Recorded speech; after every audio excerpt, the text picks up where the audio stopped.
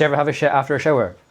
Shit after a shower? No. One of the most streamlined processes ever. If fucking like the shit is literally like on your marks, get set, and just like.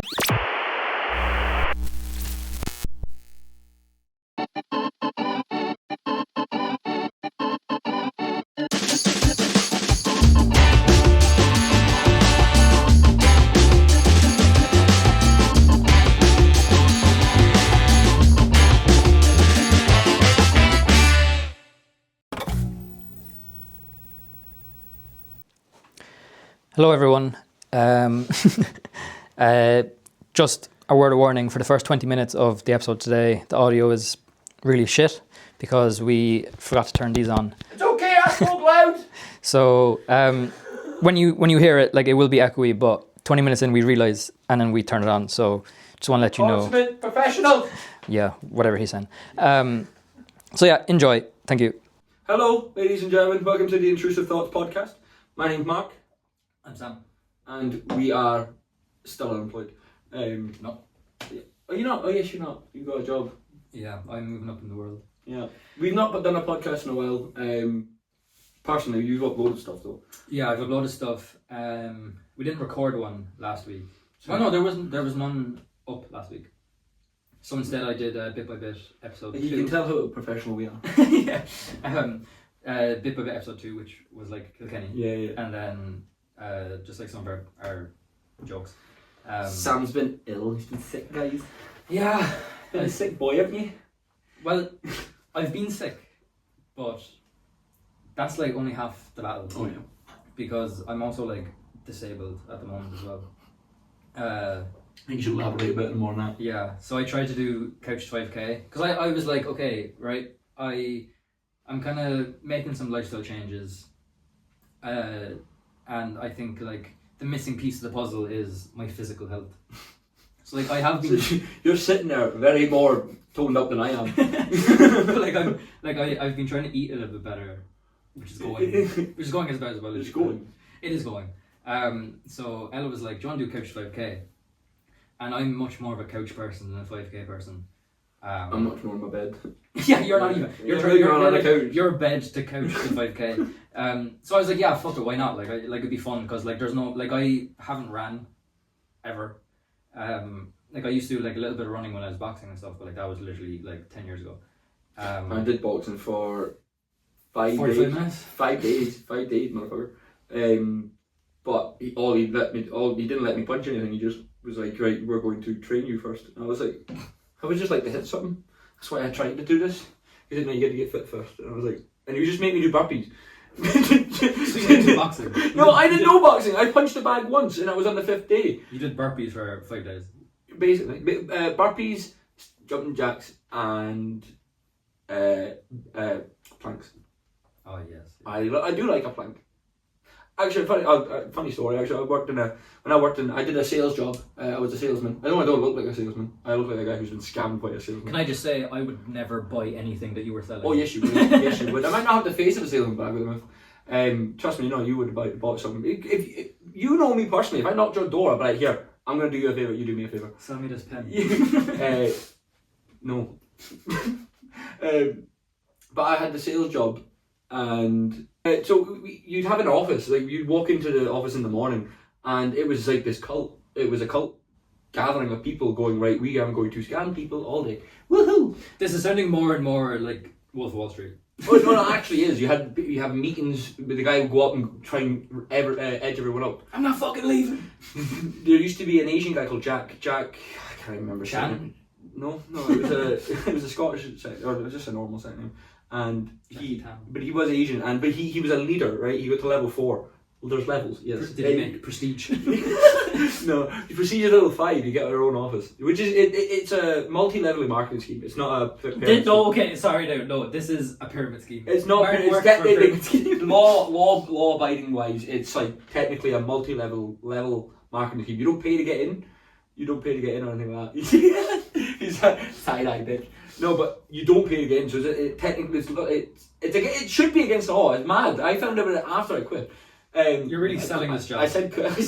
I got fired. But in the office, right? They get you all egged up. They get bouncy music on, boop, boop, boop, and then they do a big chat, right? And the Chinese guy used to do a big fucking speech about something, and then go, "What are we gonna do today?" And then we'd all shout back, "Knock doors!" And he'd go, "What are we gonna do today? Knock doors!" He goes, "What are you gonna do today? Knock doors!" Yeah, let's fucking go. You all get bumped up, and I'm first day I went in, he did it. He wasn't usually doing it, but the first day I was there, he did it. I was like, what the fuck have I got myself into? I'll try this out. It was good. My first day I got 2 sales. Yeah, it was just, which is weird. Wait, what were you selling again? Wi-Fi. Okay. Yeah, so you just go off download speed and price. You just go, this is cheaper for you. This is faster. Does that not make more sense in your head? But you would do that shouty thing, and then I have loads of stories on that, but I'll leave that for different times. But you've been ill and you've hurt your knee, haven't you? I hurt my knee. So I tried to do the couch to 5k, and I was raring to go. I was like, I haven't exercised properly in a long time, but I'm probably still. I had way more faith in myself than I probably should. Yeah. So we went and we were kind of running along around Parky Queeve, which I hated anyway because I was around so many people, and yeah, you get a treadmill. So I had a treadmill, right? It's now in my grand's house collecting dust and has been used as a clothes hanger for the last 4 years. Faye used it. I was actually, I painted his grand's house. I was there for a long time, but Faye used it as well. Okay, well, I'm sure. When it's raining, she doesn't. I'm sure she used it twice. But probably. So we went out, and what it is, week 1 is literally for that's the tutorial level of couch to 5k. So it was you walk for 5 minutes, and then you jog for 60 seconds, and then you walk for 90 seconds, and you do that for 25 minutes. Why didn't you just do your own wee thing? Just do half a minute of running. Just to ease into it. Because I was I want to do it. I was 60 seconds is fucking nothing. Those 60 seconds were doubling every time I was doing it, by the way, because that 60 seconds felt 5 minutes by the end of it. But the first day was grand. Did you do it 5 times? I think it worked out that you do it 7. You jog the minute 7 or 8 times. So you do 8 minutes of jogging? Not even 7, I'd say. And 7 or 8, it's all a minute. It got to the stage where I was do I know how to jog? I was because I was I'm feeling things that I shouldn't be feeling if I'm jogging for 4 minutes. Because by the end of it I was fucked. I was okay, I really need to. I'm a quite prominent smoker. I'd be worse than you. I'd be on the floor puking, going, "You go on without me, man. Go on without me." Breath wise, fitness wise, I felt fine. Yeah. My body wrote me a formal complaint by day 2 because the next day, because we did it Monday, then we're gonna do it Wednesday. Dear Sam, please stop. I'm writing here. I'm writing to you today. Please stop what you're doing. I'm dying. Please stop. I'm going to die. We did it Monday, we did it Wednesday, and we did it Friday. So it wasn't even 2 days in a row. So by Wednesday, we were just going again, and my knees started to really fucking hurt. Did you do it day after day? No, or did you just? No, Monday, Wednesday, Friday. Oh, you left hand. Did you eat a lot of protein? Did you eat enough? Because when I went to the gym about 5 times in my I know what a gym is. I lost 3 stone in 2017. Well, keep in mind, I'm not a stranger to exercise. I used to I used to train That's what I mean, kids' classes and jiu-jitsu and boxing and stuff. I think it's just been so long since I've exercised that my body do you know how babies are born without kneecaps? Yeah. I think I've reverted back to not having kneecaps because by day 2 I saw a woman. You've been after your knees that long, right? You've been after your knees that long. They've been oh, he must not need us anymore. Bye bye. Yeah, similar to my father, they fucking bounced. But we were walking down, or we were jogging. We might as well have just been walking. Yeah. Down the Atlantic Pond, and there was a woman that. Where is the Atlantic Pond? Sorry. Just by Parky Queeve. Oh right. She passed us out walking. And I looked at Ella and I was we need to turn around because we can't be having a race with her because she now was in her late 50s and she was just walking past us and I was I was ready to get the fuck on the gel things they have. She started spraying water. I was having UFC cornermen giving me motivational talks during the warm up. I was don't let him bully you, son. Give it a left. Yeah.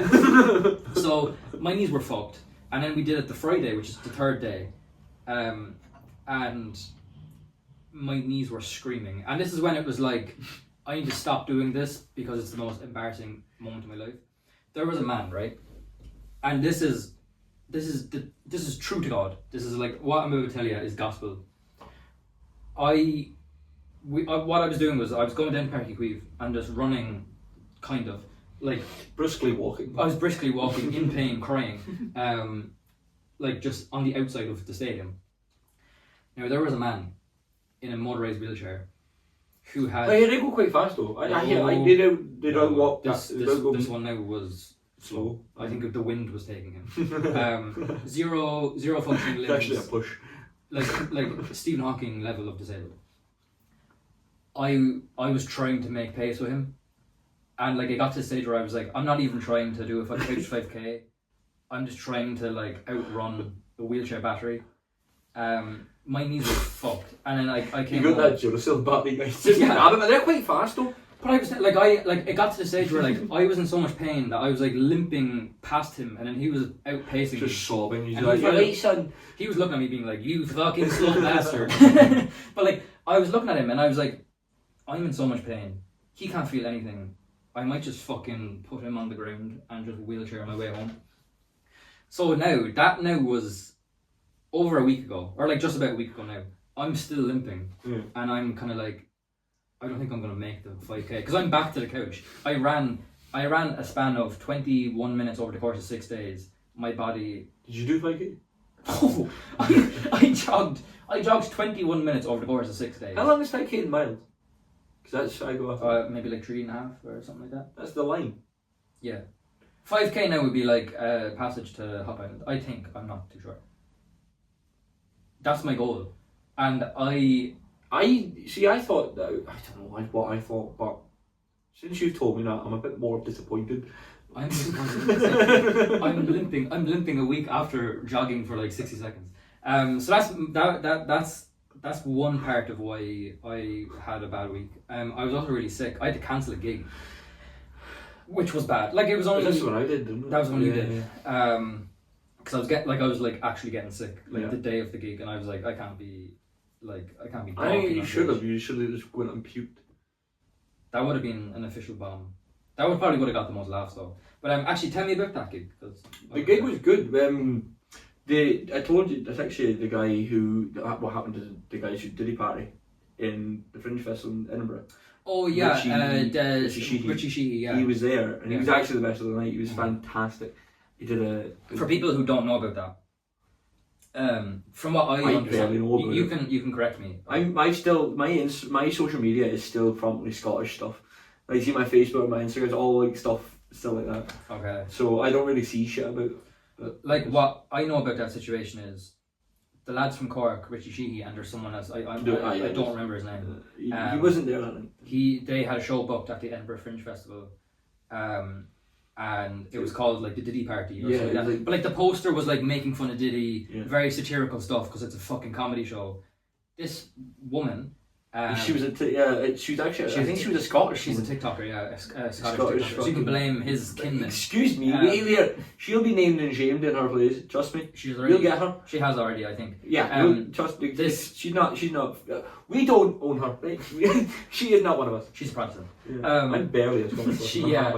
She put out this woman saw the poster of like Diddy as a cartoon, and he has the baby oil and stuff like that. But she was like, they're glorifying Diddy. If they know they took the piss, shut the fuck up. Yeah, obviously a joke. So she went on TikTok and slated them and was like, I just think it's so offensive and they need to be cancelled. Whatever show, like whoever was hosting this show, cancelled the gig. It's because of bad press. Yeah. I do think they ended up doing it though. I think in another gig. They called it something else. Yeah. They lost all the money, which is shite. But he was at the gig. Yeah, he was at the gig that night, and he was the best, in my opinion. He did a good song. He did a song. I can't even remember what the song is about. Do you know? This is funny. I always think this. You go to a comedy show, you laugh for a bit, and you forget what's happened. Oh yeah, you forget everything. 100%. Because even like, and this is embarrassing on my part. But our first open mic. The owner of Rebel Comedy, Graham, was at it. Yeah. And Oh yeah. And when I went to the like next week to do my show, I was like, oh, I loved your joke about whatever the fuck. He was like, that wasn't me. I was like, oh no. He's like, yeah, it's about him, but he'll find that funny. Yeah. Graham's lovely. He was great. Yeah, he was really nice. When I had to cancel the gig, he was like, he wished me well and stuff. What did you think? Like, how did you find your set? Because that was the first set that you've done without me as well. I know, I didn't have my comfort blanket. Yeah. I didn't have something to look at. Yeah. I had Aaron and fucking my Brady's girlfriend Orla was there. Oh, Aaron was there too? Hmm? Was Aaron there too? Yeah. Oh, cool. And how did you find set? I watched the set when you sent it to me, and it was good. I like it went quite well. The Millie Bobby Brown stuff didn't really go over. I think that's... The Miley Cyrus punchline did though. Yeah. Which I found, which was like, if you get the punchline. But I should work on it in the middle. If it's the bit where I go, I can't think of anyone better than Big John. Right? I think Big John would go more over in Glasgow. I thought I expected more laughs of that. And the thing is like... The one thing, I think the loudest laugh, and I got the laugh from the comedians, was when I got flashed. Did you hear that? I said I got I'll leave you this and I've not been flashed, but in a good way. But I was like the guys at the back. See, like my thing about, because like I do think a lot of my jokes are like pop culture, like they revolve around pop culture, like a lot of them, you know. And I think the thing about that is like depending on who is in the crowd, they either know about it or they don't. So like in some way you do have to explain it. At one point you will find your own fan base who like that stuff. Do you know? Who like yeah. Because like even but it's hard to find a fan base. But like see open mics aren't your fan base though. Like that's the thing. Yeah. And so you have to be kind of broad. Like I remember like when I did the Keanu Reeves bit, like mostly everyone's seen The Matrix and stuff like that. But like the brunt of the joke was knock knock. Like no one's seen knock knock. So you have to take time to kind of explain it. I was thinking so like. When I do my comedy, it's like I'm more off. I find it better going off cuff, right? And it's hard to do at a 5 minute set or an 8 minute. That's set. why I like Kilkenny so much. Because Kilkenny was a bit longer, yeah. But I feel I don't feel that was one of my best performances in Kilkenny. No, I think it was really good. The tea cake thing. I'm getting laughs, right? But I feel like I'm not I'm not getting enough laughs that I want, right? I think starting out, I think the laughs we're getting are good enough because what we just said. I've not been off stage crying yet, so yeah. There has been a time like when we got called up short notice, which we talked about last podcast. I did go home and I was in bed, being like, I can't do this. I can't do, and I didn't even bomb. So I feel like when I bomb, I did. Suicidal. That was an okay before. I think it was better than. I think you kind of did it better than me that night as well. That's what I mean. I had nothing prior. I was so glad with like the ended. And the funny thing is, we didn't even record it. We were like, it would be my bomb. I'm glad we didn't record it though. Like the last podcast we did, we ended up being like, oh, we have a gig in Kilkenny, we're gonna have to go up. And if you watch bit by bit episode 2, it's kind of us going up there. Yeah. I was really happy with my set. Like it went as well as it could have. Yeah. I remembered everything. Your set was really good. The tea cake thing fucking went. I think it went like better than like it should have. Tea cake. Because like I remember you telling me about it in the park, and I was like, I don't get this. and then you explained it to me like what you're going to do after it, and I was like, oh hey, I get it. Might be a bit hard to land the tea cake bit. The tea cake bit got more laughs than. Yeah, it's because I was like, your gammy auntie. It's the marshmallow. My gammy auntie. Jesus. Nah, she's lovely. But Kilkenny, it was I was calling it Chancers. Chancers is in Cork. Yeah, it's Notions Comedy Club in Kilkenny, ran by an American fella called Pat, who is sound as a pound. And he gave us like 8 minutes or something like that. Mm-hmm. I loved it. I was so happy with it. But my point was there. Sorry, my point was like, I feel like if I have like a 20 minutes, I can do much more. I can ramble into a story. Yeah.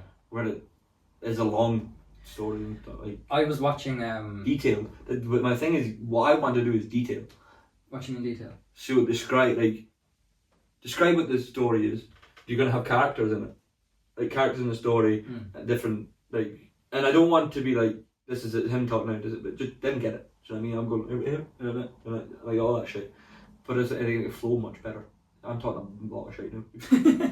Like, I didn't expect to be talking about like actual stand up this much in the podcast, but like it's basically what we're doing. It is what we're doing. But like what I saw yesterday, because I was writing some jokes yesterday, and I went on TikTok and I was looking up one of my favorite comedians, who I think my style kind of naturally is trying to emulate a bit, like, which I didn't realize. I thought. Can I guess? Yeah. What colour hair do they have? Is it ginger or is it brown? It was brown. It's kind of going a bit grey now. Nate Bargatze.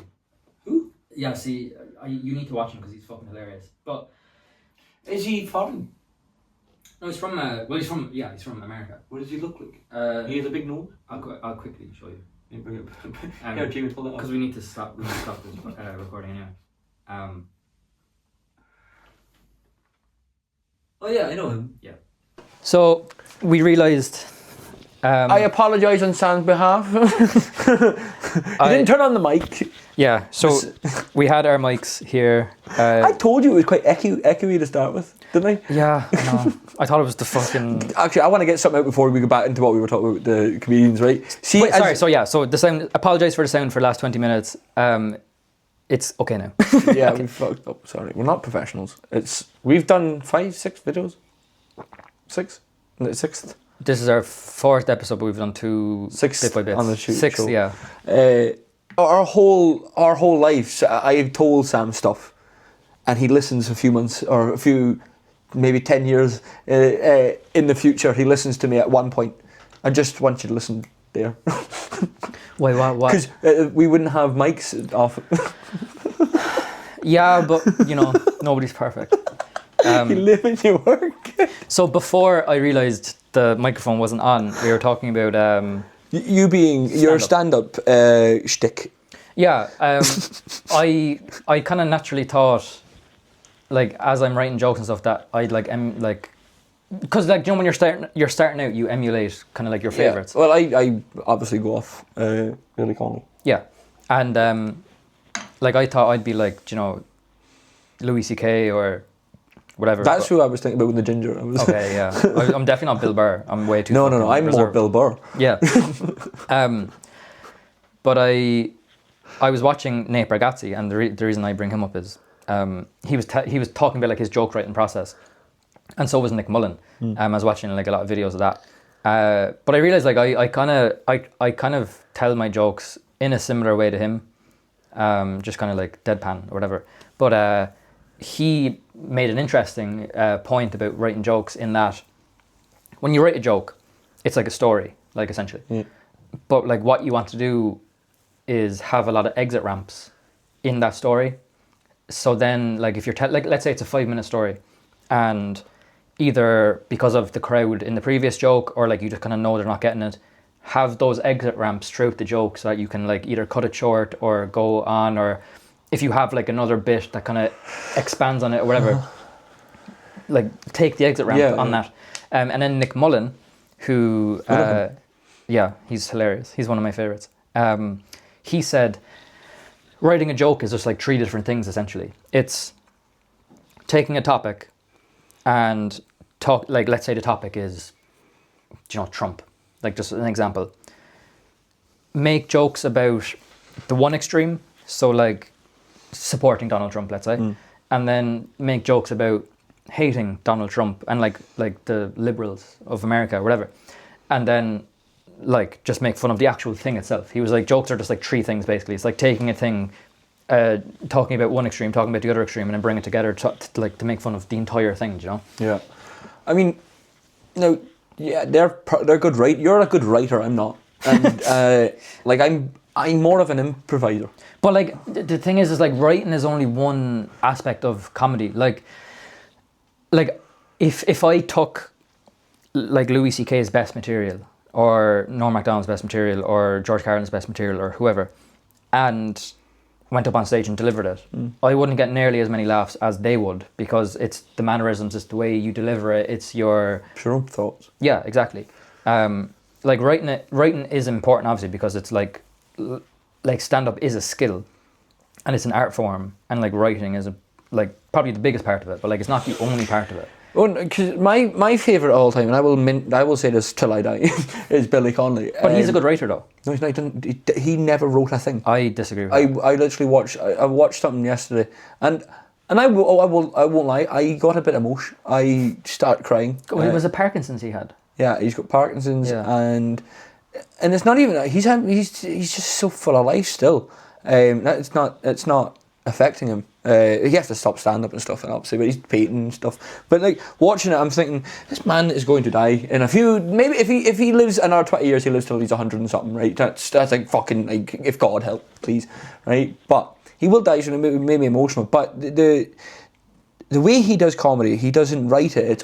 He's a bit like Robin Williams. Robin Williams never wrote stuff too. There are people who are very observant people who see things and can describe it and make it funny, and then just talk about bad shit as well. Well, they have so many shows as well, though, that like they. But that's the thing about Billy. He'd forget a joke. He'd have a joke, and he wouldn't mention it for a few fucking weeks. Do you know what I mean? He wouldn't go back to it because he'd talk about something else. That's how he did his comedy. And he'd go like, oh yeah, I forgot about that.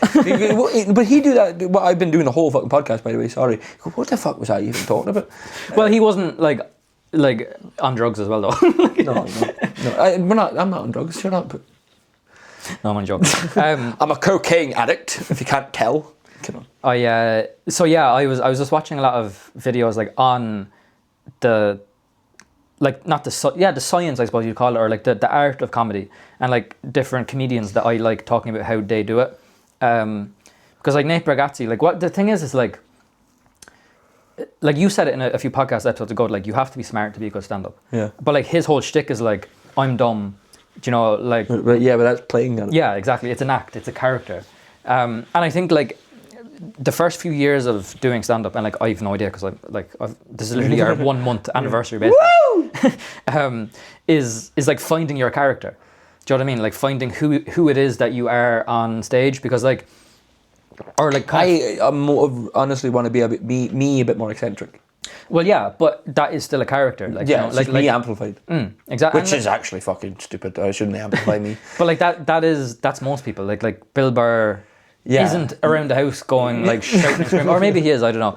But like, you know, it's finding. But I agree with Bill Burr, man. You have to shout. It's finding the style though. Like, do you know what I mean? It's finding who you are, and like kind of what style you are, because if you try a load of different like you have to try a load of different styles, like, which I think we should do over the next like year or so, but like kind of finding what fits you best and like most naturally, like, do you know what I mean? Because I find when I'm right, Kilkenny one, I don't think it was natural because of the tonics thing, because it's all a lie. Do you know what I mean? But that could even be my like stories about that are true come off more natural, and it comes off more funny, I feel. But you just have to throw shit, like starting out, you just have to throw shit at the wall and see what sticks. Yeah. Like, do you know what I mean? Like pasta. Like I have a thing that I wrote. It's like a poem, which I showed to you, and I'm waiting for an opportunity to do it. But I think you should do it next time. Yeah, you need to get it out there. I'm not even going to spoil it. It's fantastic. Yeah, I might upload a video of it, but because like the thing is like I I can imagine get yourself in like a robe. Yeah, but that's what I want to do. But like that, but that would go against my style really, because like, you know, like I'm quite a not monotonous, but like I'm quite like a deadpan, just talking calmly. Yeah. Whereas that would be quite animated and stuff. So it's just to see like, you know, does that suit me? But yeah, I don't know why we started talking about that. I can't remember. Because we were talking about Kilkenny and it was a great show. And then I was sick for the next show. But the next week. Yeah. Next show we have is, well, you have a show before me. I'm on the 14th in Rebel Comedy. Are you coming? I won't be here. I won't be here. You bastard! Yeah. I'm not going to have a wee safety blanket again. I'll be in Rebel Comedy on the 22nd, and then we're in Kilkenny again on the 25th, and we're in the Comedy Cavern on like the 4th or something. Whatever Tuesday is the first week of October.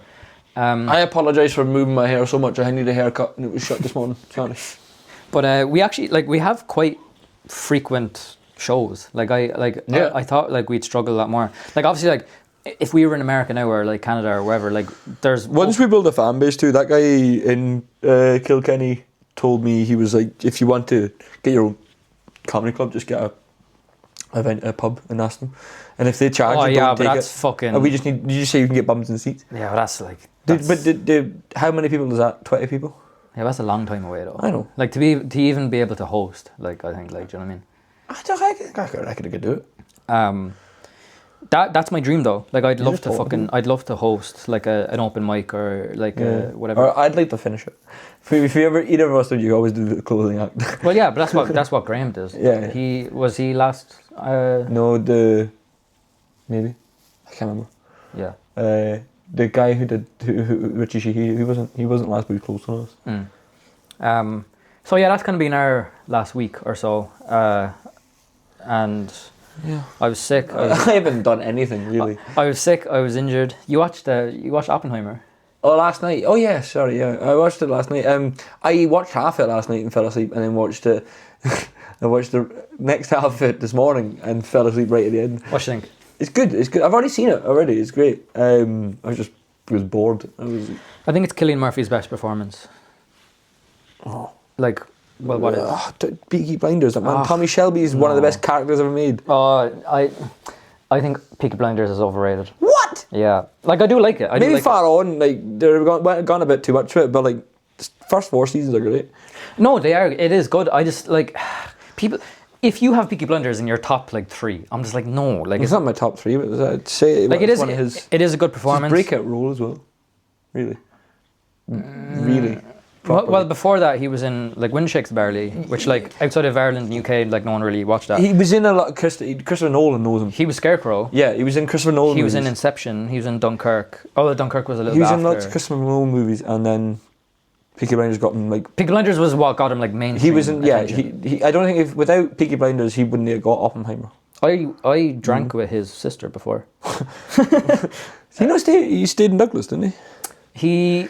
Do you know, I told this to people in Scotland. Where I come from is where Cillian Murphy comes from, and they're like, "What?" I think he was born in Douglas, and then moved here, like to Ballintemple. Like his parents' house is just like a few. Is it? His parents' house is like over there, but yeah, he. I think like Peaky Blinders is probably what got him like mainstream. That's what I mean. I don't think it's like his best one though. Like Oppenheimer was. I quite liked. What did I even watch recently? I watched something. He was a DVD guy. He owned a DVD store, like movie store. Cillian Murphy. Yeah, he owned a movie store, and he was. Yeah, it was a romance with this Asian woman. Was she Asian? She probably was. I don't know what the fuck that is. I can't remember.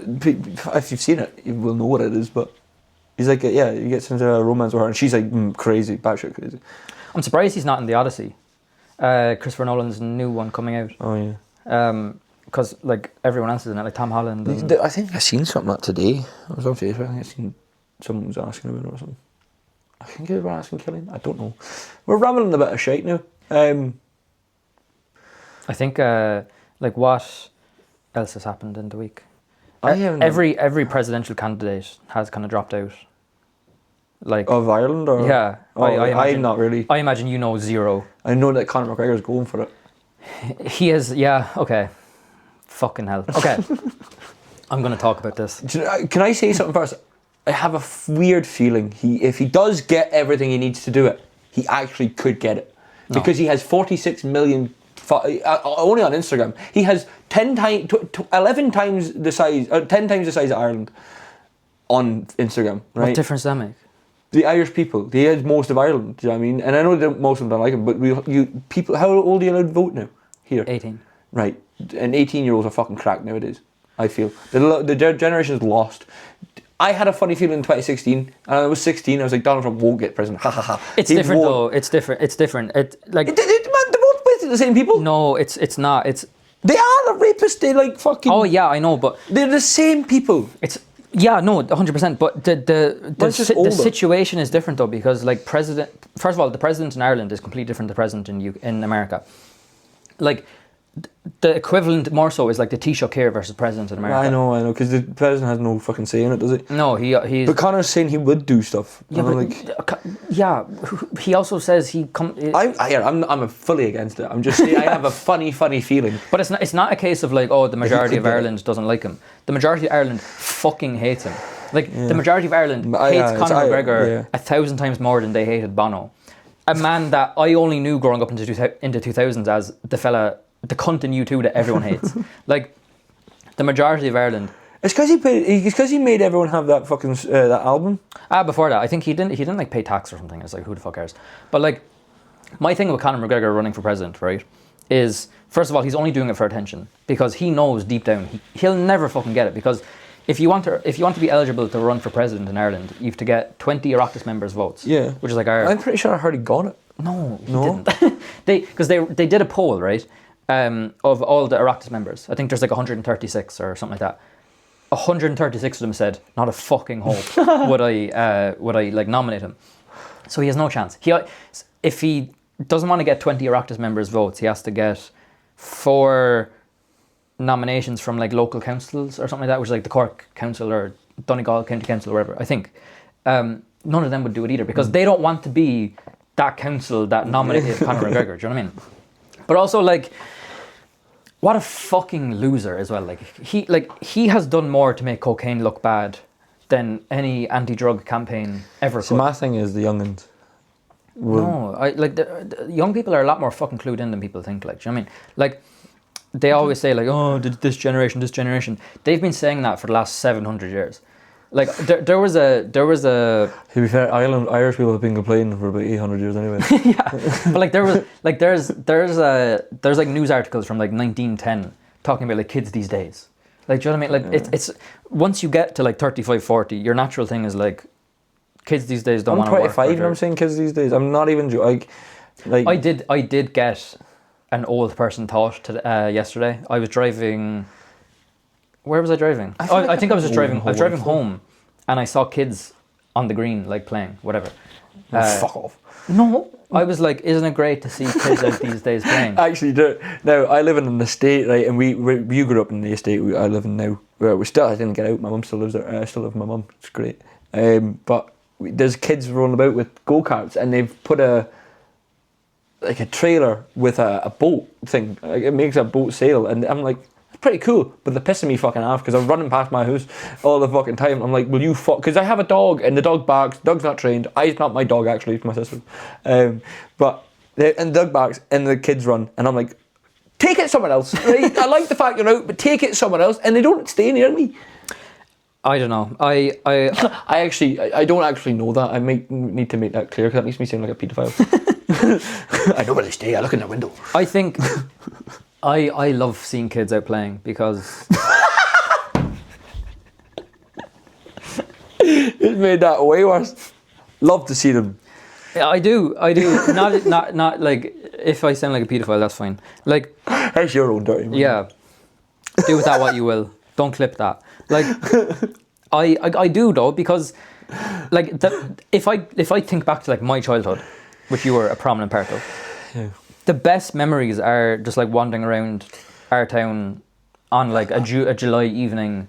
Like, I get that. I fully get that because you're like, oh my god, it's still happening. Do you know what I mean? Yeah. Because I always feel like we were one of the last generations to do that. Yeah. Do you know what I mean? Like, because we were born in an interesting time where like I didn't get internet in my house until I was like 8, I think I was, and it was like, you know, that shitty fucking dongle thing that you plug into the computer, and it like can't even run anything. Like my first phone I got when I was like 7, it was like a Nokia brick. Yeah. I only had Snake. Yeah. It was great. Whereas like my brother, who is 6 years younger than me, like would have been kind of what I would consider the first generation to like grow up with like social media and stuff like that. Because like I was like maybe 10 or 11 when I had Facebook, but like Facebook. I was then, 11 and my mum made me an email that I still fucking use. Mr. Your Mams, or no, MK2 Kicks or something like that. No, that's my Snapchat name. But like the Facebook back then like was not the Facebook now. Like Facebook back then was like you and your friends playing Crazy Cabbie and fucking Happy Pets or whatever the fuck it was called. Farmville, was that? Farmville was huge, but like it was. I don't know. I feel like the social media was very innocent until like maybe 20. Like I don't even know when it changed because like do you remember like YouTube? It all went worse after 2012. It did. I keep seeing things. It goes, the world did actually end in 2012. Like it actually ended in 2012, you know, because we've into a parallel universe where everything's been worse. Everything's fucking worse. Sorry. Like I think there's nothing in that.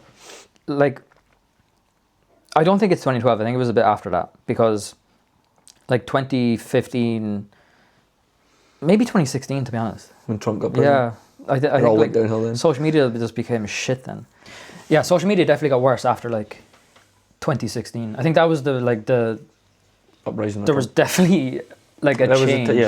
Like because I remember like even like I don't know. I feel like it didn't even take itself that seriously until like 2016, maybe a bit before like 2014 or something. But there was a moment. It changed in that time, and it turned into just porn after a while. Like just thirst traps and all that shit. It just became porn. Social media just became. But now it's just like porn. Hate. Like the internet is so angry, like all the time. Like I don't have X or Twitter or whatever anymore because I deleted it because I was like, this is the worst thing ever. I don't either. But like, if you go on that, if you go on Facebook, if you go on YouTube... Facebook for me is just getting shit from when I lived in Scotland. It's going, look at this pedophile, look at this guy, look at this one. But it's just voicing the opinions of like the mental lunatics of your town that like otherwise would just be shouting at a bus stop. Like do you know what I mean? But now they have a platform where they can go on Facebook and be like, fucking... the birds are intercepting our Wi-Fi and fucking putting 5G in our bloodstream or whatever. But like I remember like when I was... Like, but that's the internet that like my brother and sister have kind of grown up with. Yeah. Because like they were only like 8 or 9 when like that became a thing. Whereas like us, we were a bit more. We were like a bit before that. Where like we would have started watching YouTube when we were like maybe 8 or 9. When did it first come out? 2005 or 4 or 5. But like it. I in what 2007? When was the Charlie Bit My Finger thing? I can't remember. I first remember watching YouTube. Like I remember like. My first exposure to YouTube was watching Ray, or like, well, being with Ray, watching on his laptop. Minecraft videos on that. And that was like maybe 2010 or something like that. Oh no, that wasn't my first experience. We had it in the house. I had an iPod and stuff. FIFA YouTubers, what about that? No, I wouldn't have had it. I was a fucking FIFA YouTuber. Yeah, you were. KSI. I knew. I was friends. I was subscribed to KSI when he had like 100k or something like that. But like, I don't think Conor McGregor. I was that kid. Sorry. Would have the notions to run for president if he had like 2012 social media. Oh right, okay. Like, do you know what I mean? Like, if we were still doing the Harlem Shake online. To be fair, if there's still 2012 social media, there's stories about him. You wouldn't see as much of the cocaine. Okay, stuff. No, but like, take Conor McGregor, put him in 2012. He was a nicer guy back then. No, but no, you mean like, now, Conor McGregor? Take 2025 Conor McGregor. Pre-coke Conor McGregor. Put him in 2012, where we're doing the Harlem Shake. Ray William Johnson's doing very well. Oh yes. Happy Wheels is still really popular. Oh, what a game. And if he went online and was like, Ireland is full, make Ireland great again, I'm going to take all these fucking benefit migrants and kick them out and stuff like that, everyone would be like, shut the fuck up. Do you know what I mean? Whereas now, because like the internet is just like a hateful place where it's like you're either so angry on this side or so angry on this side that like there's no grey. There's no grey anymore. Do you know what I mean? It's just like either you're so far extreme on this side or you're so far extreme on this side that like even if you disagree with something, to stay on that side you have to be on that side or whatever the fuck.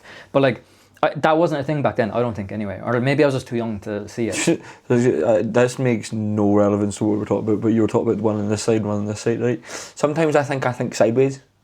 Sometimes I think sideways. That's called autism. But I think it's a good way because there's always some fucker up this way. Do you know what I mean? There's always a line up that way. So just go sideways anyway. Like I'd consider myself like a fairly reasonable person. And then I am to an extent. Like if I ever feel that I'm like losing my mind, I just like go online and I'm like, I'm doing so much better than all these people. Like it makes me worse. I have to turn off my phone. But like Conor McGregor running for president is just such a silly fucking. I don't know. I just had the reason I was talking. I didn't know who brought it up, me or you. But the only reason I said I have a sick feeling that he might do it if he gets everything he needs. No, but he won't. That's the thing. Like Conor McGregor. But I see you where you are right now. I was like out for Trump. I was like, no, you're just talking shite, man. He's Donald Trump. He's a prick. It's a different situation. I know, because like in America, anyone can run for president. Like Kanye West ran for president. That's my thing. I was like, he's just Kanye West. But also, the average American is also so much more retarded. Stupid. Yeah. Than the average. Like the average. Like that's the thing as well. Is like he has kid himself. But you're too polite. No, you gotta fucking just let him. We are too polite, I will say that. But he's kid himself into thinking that he has a chance because he's going on Twitter every day, seeing these Americans being like, "You rock, Conor, make Ireland great again, man." And then he goes to the White House and Trump is like, "You're the best fighter that ever lived. Make Ireland great again. Rapists lead the world. And then he's like, I actually do have a fucking chance. And he goes home and he tries to get into longitude. Yes! He's like, I can run this fucking country.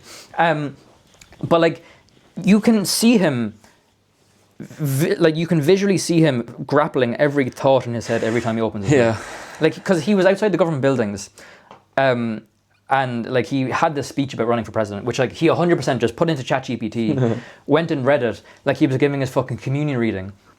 And I'm just surprised he didn't have his finger under each word. A communion reading? Yeah, do you want to hear like, this reading is from the book of gospel or whatever the fuck, I don't know. Oh fuck, yeah, that was my, yeah. But like I'm surprised he didn't like have a sheet of paper like sounding out the words in his head and like doing the jolly phonics to get the word "Oireachtas" out of his mouth.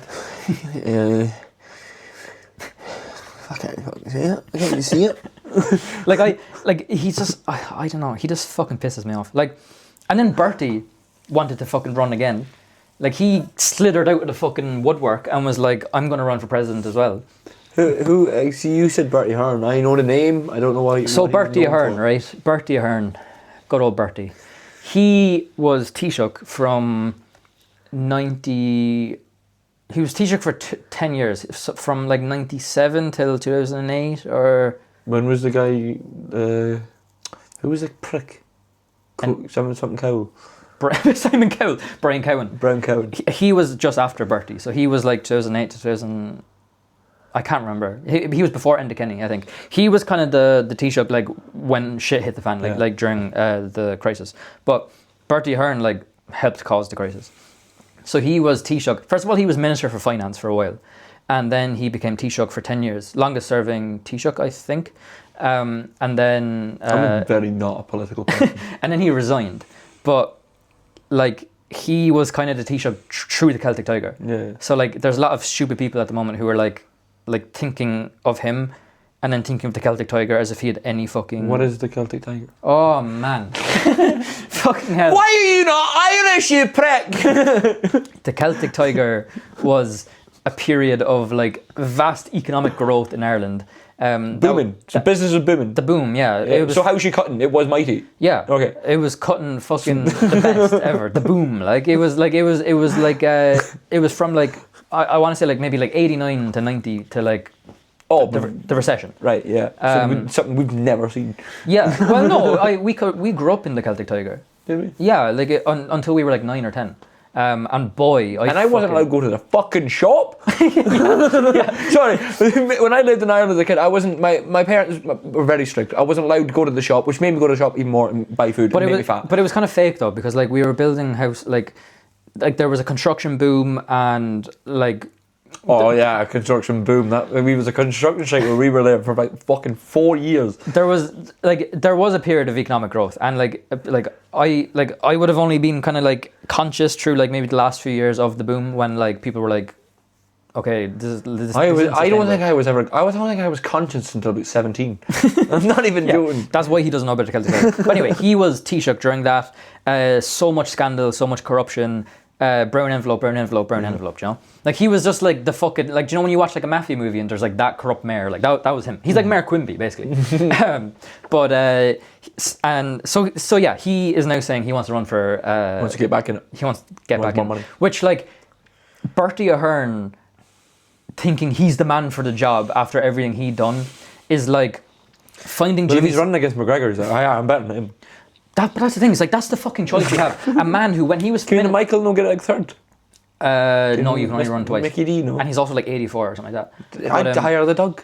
Like that's my thing with Conor McGregor too, because like he thinks he's like going to be like the supreme leader and be like fucking Fidel Castro or Che Guevara on horseback, being like, we're going to fucking take back our country. My mother didn't know who Che Guevara was. I was like, Mom, I had a T-shirt that you bought me with it on him. And I was about, remember I had a Che Guevara T-shirt, no? Yeah. I was about 8 or 9, I wore it everywhere. Yeah, you were. I wore outfits for a good couple of years. You would know if I'm talking about an outfit. You were a communist for a while. But he thinks he's gonna like be like the king of Ireland. Yeah. Even though like the presidency for the last 15 years has been just like this fucking elf in the woods writing poetry for the last 15 years. But like having to choose between a minister for finance who had no bank account apparently and a fella who probably can't spell bank account is like it's not a good fucking choice, like. And that like, but I think I think we should put them on the ballot, though. This is my problem. If you put them on both on the ballot, either way we're fucked. No, but there's a caveat, right? I think if Bert, because you see, Bertie wants to run for president, but he said he probably can't because Fianna Fáil won't nominate him because they're anti-Bertie. Even though everyone is anti-Bertie. I've got an anti-Bertie. Bertie Butcher. But like, everyone's anti-Bertie. So like, it's not as if he's like, oh, the main party's anti-Bertie. Everyone's fucking anti-Bertie. The only people who aren't anti-Bertie still have Slazenger in their hair, like Brill cream in their hair, Slazenger pointy shoes, leather jacket from 2005. Yeah, I had multiple Slazenger t-shirts and they were all different colours. During the boom. No, it was about quite... This is my mum's 40th. There's a photo of me somewhere. My mum's 40 or something. So I was 10 years ago. But like... 11 years ago. 15. I think we should put them on the ballot. But before that, I think instead of a presidential debate on RTE, just have Russian roulette. Conor McGregor versus Bertie Ahern. Russian roulette. Both of them give both of them guns. And just load them all. Just have one gun in the centre of the table. Keep the bullets in the gun.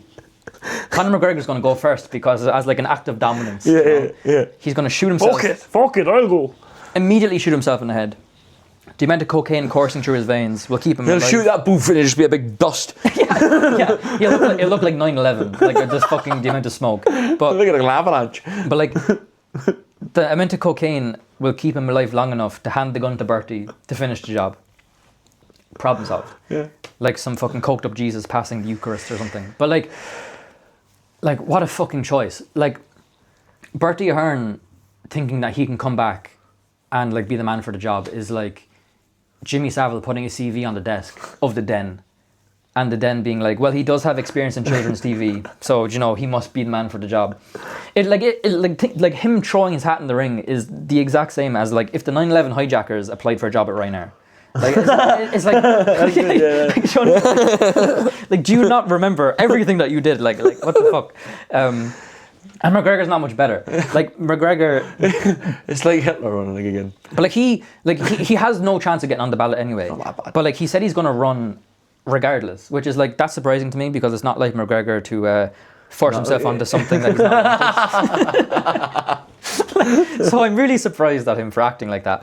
But like, oh, fuck me, like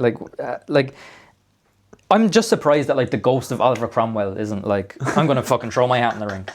But yeah, that's McGregor running for president. The election's like not that far away either, and like everyone's dropping out. Like most people I would be aware of that are in the running have since dropped out. Why? One person dropped out. I forget her name because she went on. What's his name? Who does? I met him in a karate tournament once. Michael Martin. Michael Martin. Oh, you are Michael so Martin. clueless, man. That's the Taoiseach. That's our T-shirt name. That's the Taoiseach. Oh right. He's running the gaff. Right. He came to a karate tournament. He did. I was 13. Okay. It's like talking to a Tamagotchi or something. Anyway, with that 25 years ago. Man. With that being said, he had a scandal actually recently about I think it was the man, like Michael. He was a weird guy. He was. He looks like the. Gave me a weird vibe. He looks like the Vulture from Spider-Man. Like he looks like he could be cast. Like Carl Pilkington. He looks like he could be cast in the new Harry Potter as a Voldemort. Anyway, No, I could see him with quite spiky up ears. I don't know, something about it. Yeah, he looks like a Skrull. Anyway, we've been talking shite long enough. I think we should do some. Let's get to the namesake of the channel. Intrusive thoughts. Okay, so first intrusive thought, and this will actually take a good bit of time, because Even more time than we have. We both have strong opinions of this. How do you don't even know yet? See, this man tried to decide my life. Okay, well, sorry, I have strong opinions about this. Modern rap and pop music is just meaningless lyrics. We need deeper lyrics. Yeah, modern rap shite. I do have strong opinions on this. Such basic surface level fucking shit. Like why? Okay, why is modern rap? I'm not. I like Kendrick, J. Cole. I like lyricism, which the actual thing says. Wait, sorry. I hate mumble rap. There's more to it. So, long gone are the days where people like Tupac dominated the scene with some actually really thoughtful and interesting lyrics. Pop music is a science nowadays, though, purposely designed to reach as many people as possible by being as unchallenging and as accessible as possible. which makes for nice wallpaper but bad art. And that's like the end of the easy shit. Yeah, that, like your Cardi B's. Yeah, so I want to hear your thoughts on this. And a little Uzi Vert, I didn't mind him. But little, what's his name? Gucci? Little Pump. Yeah, Pump. but that's like... What a wanker he is. Was it all of the little yachty? All those cunts. There's no need for them. There's no need for the... Shut up. Like mumble rap? Yeah, there's no need for it. There's no need for it. Do you like it? From knowing you as a kid, I wouldn't expect you to like it. I think... So, modern rap music and pop music is just meaningless lyrics, is what the title says. Yes, meaningless shit. Like, see, you're just talking about gangs and shit like that. When you talk about Kendrick and J. Cole, they're actually talking about life stuff. You see, it's thought. I agree with you, right? Thoughtful. Do you know what I mean? These cunts are just... What's his name? Juice WRLD. He was good. He was good. He wasn't a mumble rapper or anything. He was a... But like... He had thought process to it. I hate when people say modern rap music and pop music in general is meaningless lyrics. Pop music's shit. But it's... I don't give a fuck what you say. That's too simple of a opinion though, because like my thing is like, if you went back to the 90s, right? Yeah, you have Wu-Tang, you have Nas, you have Tupac, you have Biggie, but you have so much bad shit as well. Like MC Hammer, fucking, like, do you know all that shit? Like you have... Can't touch this. That's fucking good. That's better than anything I've heard, like, any rap nowadays, except for like Kendrick and J. Cole. Well, no, there is good rap. Like, music, people say like, oh, all music nowadays is bad. You're probably talking to the wrong guy about this, because I am back in 1940 with my music taste. Like, I listen to I listen to soul, I listen to Ray Charles, Sam Cooke. Okay, right, let's use that as an example. Do you know when people say like, oh, I wish music was as good as it was back in the 40s with Frank Sinatra, fucking Bing Crosby, fucking Ray Charles, or whoever the fuck. Right, go back and listen to the charts in the 1940s. So much of it is just complete shite as well. Or like I think people have rose-tinted glasses about fucking everything, because like I've been watching like so many old movies from like the 50s, right? Just to kind of, do you know how it's like, have you ever seen Casablanca? No. So you go and watch Casablanca. Just is that the there's a Casablanca has a quote in it. What is it? Here's looking at you, kid. Yeah, I was gonna say you, me, kid. No, it is really good though. But kid, yeah. like I've been watching. I have seen that. I've actually watched it. I've been watching like a lot of old movies though, and I'm like, most of them are like, they're all right, like, do you know, like people like modern rap. I've never really watched black and white films. That's good. I watched Roman Holiday. Casablanca's black and white, isn't it? Yeah. Yeah, I watched. That's probably the only one I've watched. And it's really good. Doctor Strangelove is really good. So I watched Psycho. Psycho is... Sorry. It's alright. I watched it when I was 8 though. Rear Window is good for like the first 2/3, and then it's just like, what the fuck's going on? Roman Holiday was alright. Doctor Strangelove is really good. But you get movies like in the 60s, 70s, like, or when did Heat come out? Heat was a fantastic film. Heat was like the 90s. Was it? Oh yes, they were. Or maybe late 80s. 80s, yeah. I think the 70s. Taxi Driver and stuff like that. 70s is... I'm just really going off Robert De Niro. 70s is probably my favourite decade of movies. That's Taxi Driver. One of my favourite franchises in film history is Rush Hour. I love Jackie Chan and Joe Tucker. But anyway, we're going off topic, yeah. right? Modern rap and pop music is just meaningless lyrics. We need deeper lyrics. First of all, the object of pop music isn't to have meaningful lyrics. It's to be catchy. I think pop music gets too much hate. I think pop music... You like a guard for pop music. I'm not alone, man. Come on. Like, I'm not a defender. Sabrina Carpenter. Like, people just take fucking like slogans they learn growing up, being like, pop music is shit nowadays. It's like, okay, people have been saying that the last like 70 years. Like, people, like, when the Beatles came out, dads were like, what the fuck is this pop music, right? And then the people growing up were like, no man, music is not as good as it was back in the Beatles time. It's going to be the same thing. Like, it's like, The Beatles are timeless. Yeah, but I fully expect people in like 30, 40 years to be like, oh, I wish music was as good as it was when One Direction was making music. Even though One Direction like got so much hate. I don't know. If I'm still alive, I'll not let that happen. But like, the object of pop music isn't to have meaningful, and it does have meaningful lyrics. Like a lot of people just think like, oh, all radio music is shit. It's like, it's not. It's not shit. Dua Lipa. Do you like Dua Lipa? I like New Rules. That's about it. I like Dua Lipa. Sabrina Carpenter. I like Dua Lipa. Yeah, but even like Harry Styles, right? A lot of people say like, oh, I like Kiwi. He just came from Kiwi's a great song. people say like, oh, he just came. But that's kind of old school, the way the song's played. It's quite a rocky tune. I mean, I like. But it's only called it's only old school because he's using like live instruments, like Yeah, that's something I miss. But so many people are still using live instruments. Like I would argue, right? I would argue in the last 15 years we're living through the golden age of music, because growing up, right? What? Just hear me out, right? When Tupac was growing up, right, or Dr. Dre or whoever, the music they grew up on was only what they could find in like a record store or like what their mom had at home on vinyl or whatever. Whereas now, people are maybe not like the most famous artists now, but like, well, like the Billie Eilish's, the fucking Kendrick Lamar's, whatever. They had access to every single song that's ever been made. So like their influences are much more like eclectic, like. It's much less original. But why?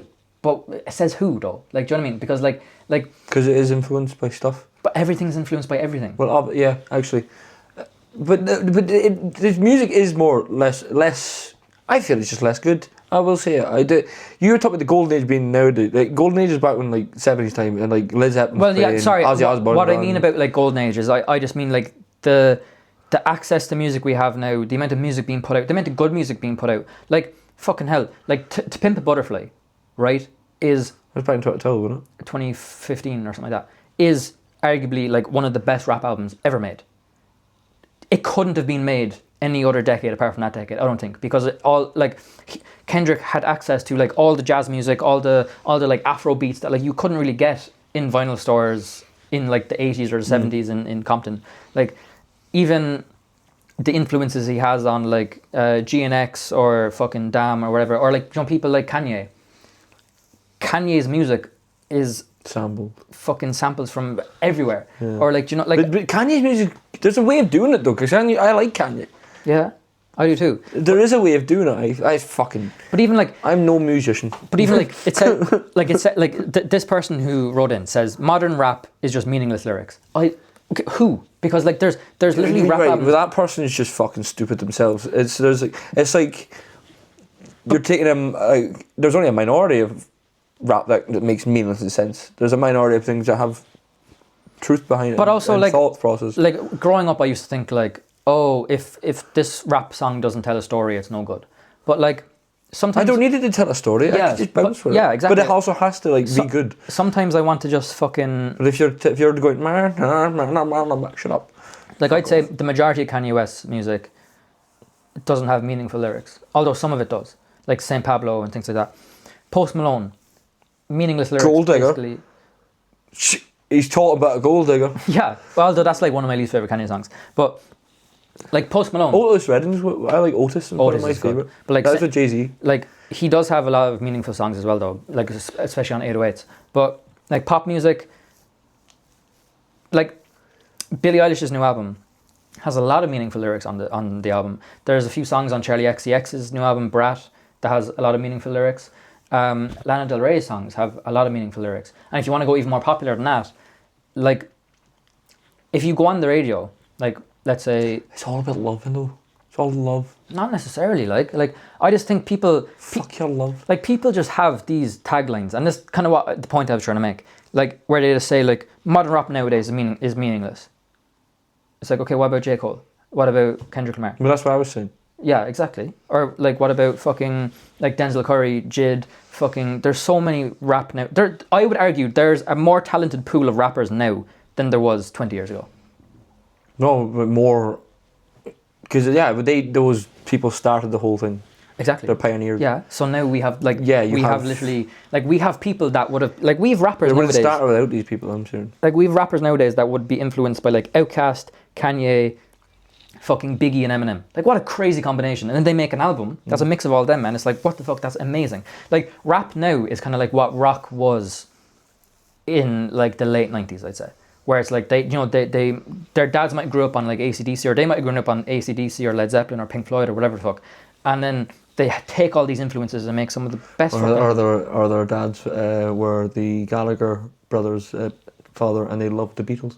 And they only listen to that's the only thing. Oasis are fucking overrated. I also think like people just naturally say the music I grew up on is the best music, even though it's not. I know the music I grew up in is the worst music in my opinion. Yeah. It's shite. I hate it.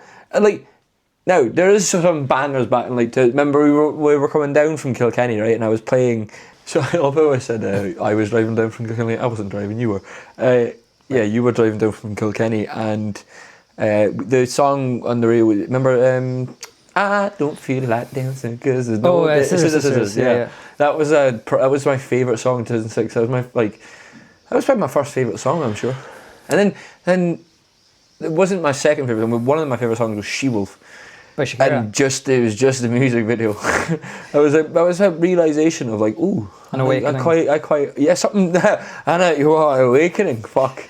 I unironically. This thing came from ancient times. I don't feel like Dancing by Sisters is like one of the best songs ever. Yeah, I remember we used to sing this in Junior Infants.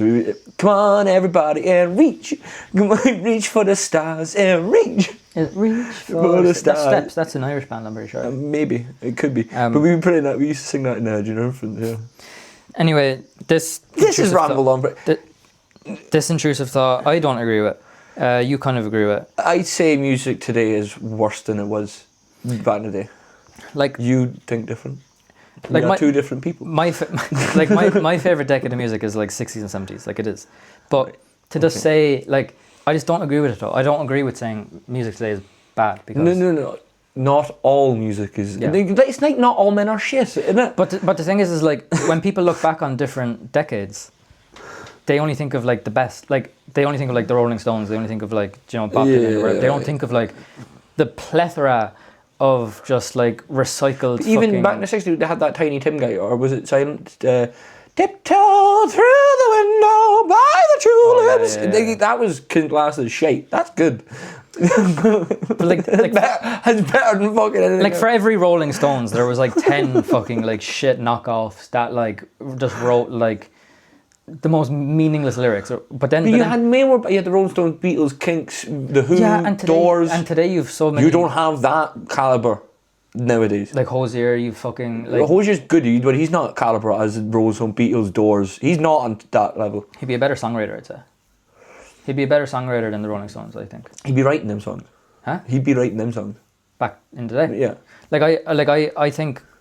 Like for every person on the radio, for every Benson Boone, for every Benson Boone, you got an alright voice, Benson Boone. Yeah, I saw he did a cover of Sign of the Times and he did a cover of When We Were Young. It was good, but then so like he goes on stage, does a backflip or whatever, and then he sings like amazingly Sign of the Times, and he goes home and makes the worst music to ever fucking reach Spotify. Like a moonbeam ice cream, living in a wet dream, or wherever the fuck. I've never heard that one, but the one was it. Please stay. I want you. I need you. No, see, that's good voice, but it's a shite song. He needs a ghostwriter. But so fuck it. Like I think. I just think I don't think there's such a thing as bad music. I think there's value in everything. Like even Travis Scott. Like I think he's an amazing producer.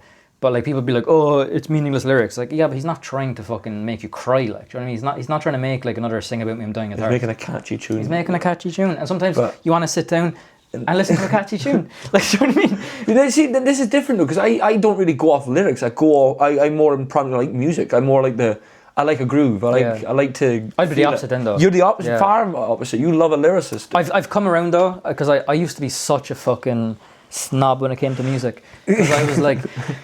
And I think this is probably why I defend pop music now, because like I used to be like when I was like 13 or 14 and just like stupid, I'd be like, oh man, if the lyrics don't tell a story, I don't want to listen to it, man. But that'd be I don't even need lyrics. Do you know what I mean? So one of my favorite songs is Egyptian reggae, and it's just is that music. Is that Idris Muhammad? No, he's a South American. Oh right, I don't know what. I'm sure. But like I used to be like he's the singer of Modern Lovers.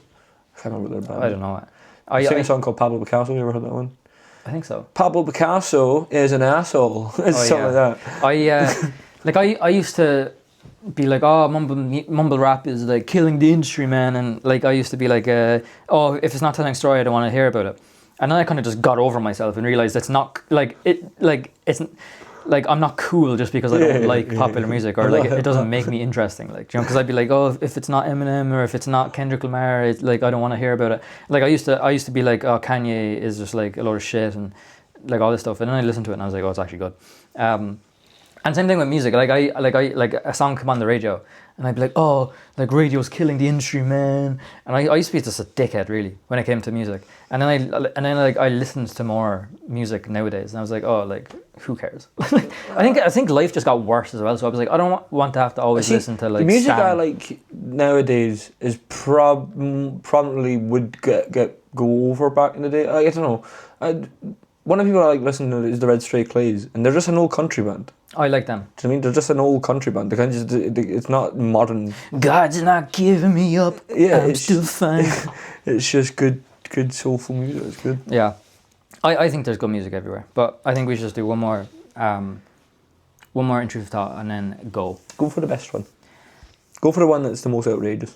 The most outrageous. Okay.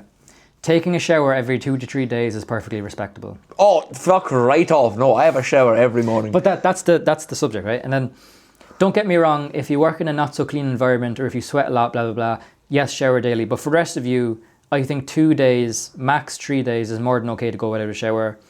I found that my skin and hair feel healthier with my natural oils. Of course, I wash my hands and maybe even splash water on my face at night. I don't think we were meant to shower every day, though. You're smelly. You smelly fuck. You smelly fuck. Honestly, I've been having a shower every day since I was about 6. This person smells, pass it on. Yeah, you smell, man. No, honestly, I think it depends what you do. Like, they do have a point. I shampoo every day. I might shampoo twice a day. If I shower every morning, I shampoo every morning, if I do sweat during the day, I will have a shower. Or if I'm dirty during the day, I will have a shower. Another one. I think it depends on what you do. Like if you're just lying in bed. If I know that I'm going to do something that I'm going to sweat in, I'll have a shower in the morning, but I won't do any shampoo. And I'll go do my thing and I'll come back and shampoo it. I'll do it again. Shampooing every day is kind of crazy though. It tells you it's bad for your hair. I have a good fucking fine head of hair. Watch this in 50 years time, it's just all gone. I think it depends on what you do. Because if you're just lying in bed all day. Oh yeah, but I do nothing all day. And I shower every day. Oh no, like I'm not defending not having a shower every 2 to 3 days. Like I think max every second day is like that's like the only acceptable. If I miss a day, I'm depressed. Oh, I won't go that far. Like. Oh yeah, no, my night's over. I think you're just trying to wash away your depression, and you're like, oh yeah, I'm shampooing every day, man, and I'm still feeling shit. Like you're trying to wash away the sins. I've been showering every day since I was 6. Mark is the Lamb of God, and he's asking to wash away the sins of the Lord. That's why he showers every day. That's why he shampoos twice a day. Like I shampoo like maybe like every 3rd shower, I think. You're smelly. You don't need to shampoo every. I don't know. My hair gets greasy, and my hair isn't as voluptuous. It is voluptuous. It isn't as it's voluptuous. Set. Yeah, it's not. But I don't get. It's not as soft. You've felt my hair before. My hair is soft. I think okay, right. And it's not soft, and I have no shampoo. To defend this smelly prick. Yeah. If you don't even go and wash yourself, did they say you to go wash yourselves? Or did they just say they sprayed their face? They said they washed their hands, as if that makes any difference. I hope so. It's like, are you going for a poo? Are you going for a shower? No, I wipe my ass the other day. I wash my hands. I actually worked with a Muslim guy, and he was from Algeria. And don't make me. It's not a joke about Muslims, my God. But the way they do it, they actually when he has a shit, he goes for a shower to clean his arse. Like he's like, but you have poo on it, man. You have poo. Because one guy was going, no, I just wipe my bum and I get up. Do you know what I mean? There was an intrusive thought that came in last week that But I got away with it though, because I said I have a shit and then I go for a shower every morning. Like I go have a shit and then I go have my shower. And he goes, oh no, that's fine. Do you ever have a shit after a shower? Shit after a shower? No. One of the most streamlined processes ever. If fucking like the shit is literally like on your marks, get set, and just like if you have a shower, right? Nice warm steamy shower. And you go and sit down on the it warms it all up. Yeah. That's it. It doesn't come out as rock. And then you sit down on the toilet seat, which is like no. See, I think I might have a problem. Mine comes out like that anyway. It just go every morning. I go right. Every morning it's a ghosting. If you I have an unpopular thing. See, if you have a ghosty, do you still wipe? Yeah, just like. Just make sure. Like, you know what I mean? I've seen people and they go, no. But the thing is like, how do you know with the proper ghosty Yeah, I actually know. wiped? Like, you can only categorize it as a ghosty if you've wiped. If you see no shit on the door. Yeah, and you're like, whoa. You're like, boo. Like for him, right, or her, whoever it is, like taking a shower 3 days is crazy. It's sad. Like if you're going outside, half a day is crazy. okay, I think you're on the opposite end. You have like OCD. Like it's a routine. I have a routine. I think it does depend on like your body type as well. I'm a big man. I don't know. Yeah. like I do think like if you're just like, you know, lying in bed all day and you don't have any plans, I think you can go away. You can get away with like not having a shower until the next day. But if you're in bed all day and you have no plans, you can't get away with it because the shower's only 2 fucking feet away. Just get up and go into it. So much effort though. Get up and get in the shower.